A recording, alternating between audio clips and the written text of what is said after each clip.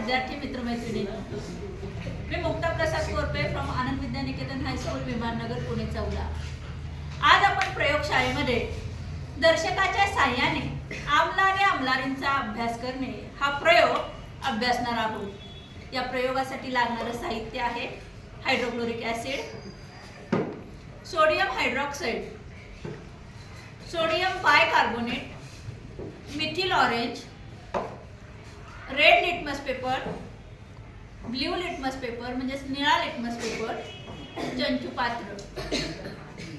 या प्रयोगाच्या सुरुवातीलाच आपण आम्ल आणि आम्लारी यामधला फरक पाहिलेलाच आहे. आम्लामध्ये H हा घटक प्रमुख असतो तर आम्लारीमध्ये OH हा घटक प्रमुख असतो. लिटमस पेपर वरून आपण आम्ल आणि आम्लारी ओळखणार आहोत. सर्वात प्रथम आपण चंचू पात्रामध्ये हायड्रोक्लोरिक आम्ल घेतलेला आहे. हे आपल्याला माहित नाही हे आम्ल आहे का आम्लारी आहे. मग लिटमस पेपरच्या सहाय्याने आपण पाहणार आहोत की आम्ल आहे का आम्लारी आहे. सर्वात प्रथम आपण HCl मध्ये लिटमस पेपर टाकून पाहणार आहोत निळ्या लिटमस वरती काय परिणाम होतो आणि लाल लिटमस वरती काय परिणाम होतो. हा निळा लिटमस पेपर आहे. निळा लिटमस ज्यावेळेस आपण आम्लामध्ये टाकतो त्यावेळेस आपल्याला तो लाल झालेला पाहायला मिळतो. आम्लामध्ये काय होतो निळा लिटमस लाल होतो आणि लाल लिटमस मध्ये काय बदल झाला तो बघूयात आपण. हा लाल लिटमस आहे. लाल लिटमस ज्यावेळेस HCl मध्ये आपण टाकतो तर त्याच्यामध्ये आपल्याला काहीही बदल जाणवत नाही. मग आम्ल कशावरून ओळखायचं. ज्या द्रावणामध्ये निळा लिटमस लाल होतो आणि लाल लिटमस लालच राहतो त्याला आम्ल असं म्हणतात. मग हे जे द्रावण दिलेलं आपल्याला ते कशाचं आहे आम्लाचं आहे. यानंतर आपण हे दुसरं द्रावण घेतलेलं आहे सोडियम हायड्रॉक्साइडचं. मग सोडियम हायड्रॉक्साइड आम्ल आहे का आम्लारी धर्मी आहे हे आपण लिटमसच्या साहाय्याने पाहणार आहोत. हे द्रावण या द्रावणामध्ये सगळ्यात प्रथम आपण लाल लिटमस मध्ये काय बदल होतो तो पाहतो. ते जवळून घे. लाल लिटमस दाखवतो.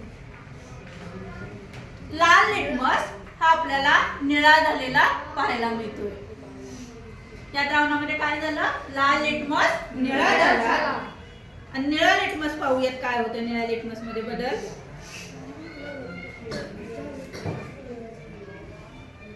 निळ्या लिटमस मध्ये काहीही बदल झालेला पाहायला मिळत नाही. मग आम्लारी कसं ओळखायचं. ज्यामध्ये तांबडा लिटमस पेपर निळा होतो आणि निळाच राहतो त्याला काय म्हणायचं आम्लारी धर्मी द्रावण. यानंतर मिथिल ऑरेंज पण आपल्याला बघायचंय. मिथिल ऑरेंज ज्यावेळेस या द्रावणामध्ये आपण टाकतो त्यावेळेस त्याच्यामध्ये आढळणारा बदल आपल्याला पाहायचे. बघा याच्यामध्ये मी मिथिल ऑरेंज टाकते. पॉज करत जातो. ज्यावेळेस या द्रावणामध्ये आपण मिथिल ऑरेंजचे थेंब टाकतो त्यावेळेस मिथिल ऑरेंज मुळे हे द्रावण काय झाले गुलाबी रंगाचं झालेलं आपल्याला पाहायला मिळतं. म्हणजे हे द्रावण काय आहे आम्लारी धर्मी आहे. लक्षात आलं. ओके. HCl मध्ये ज्यावेळेस आपण मिथिल ऑरेंजचे 2-3 थेंब टाकू त्यावेळेस